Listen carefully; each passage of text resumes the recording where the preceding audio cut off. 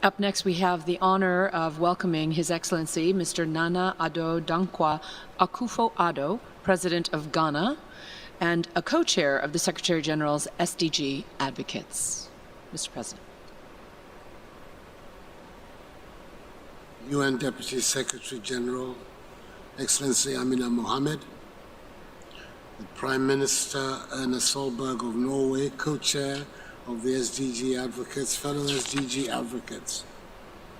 In September 2019, world leaders at the SDG Summit in New York unanimously declared the years 2020 to 2030 as the decade of action and called on all member states to step up and scale up significantly actions to give our world a fighting chance of achieving the global goals by the end date of 2030.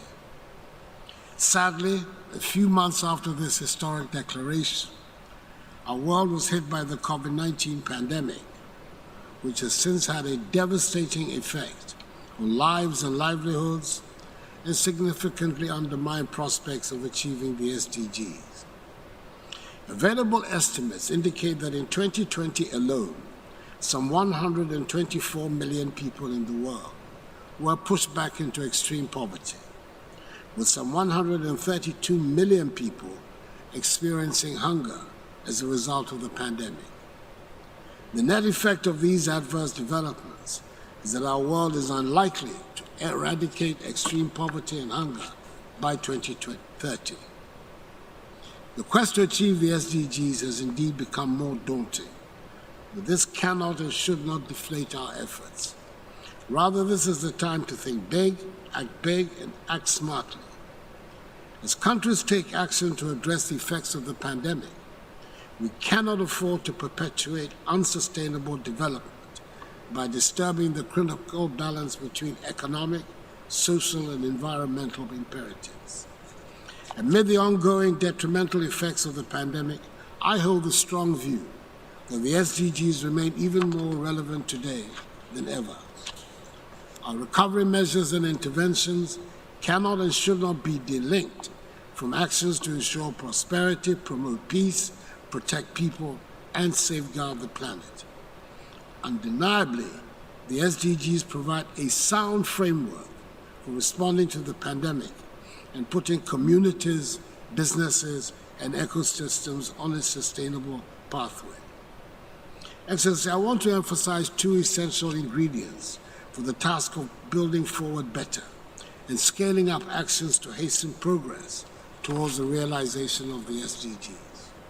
First, there's a pressing need to bridge the $2.5 trillion United States SDGs financing gap, especially for developing countries, where the human development deficit is indeed greatest. With an estimated $400 trillion United States available in global financial assets as of 2019, the resources to finance the SDGs are certainly available.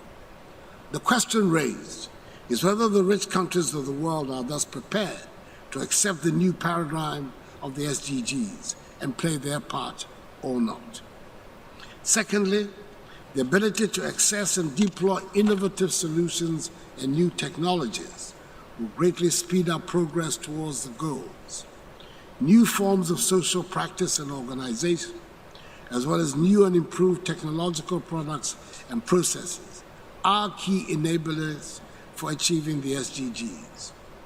Whilst embracing innovation, deliberate steps should be taken to discourage innovations that contribute to environmental degradation, that are disruptive of livelihoods, and that exacerbate inequalities.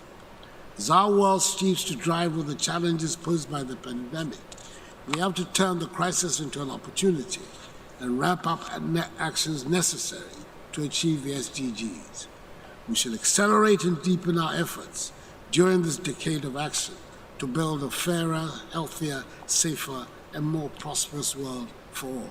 And thank you for your attention.